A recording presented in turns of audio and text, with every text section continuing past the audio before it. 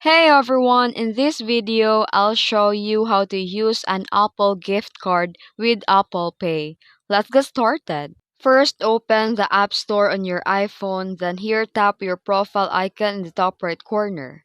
Then select Redeem Gift Card or Code. You can either scan the code with your camera or enter it manually. And once done, the balance will be added to your Apple ID account. Now, this balance can be used to buy apps, games, subscriptions, or music or movies across Apple services. When you make a purchase, your Apple ID balance will be used first before your debit, credit, or Apple Pay cards.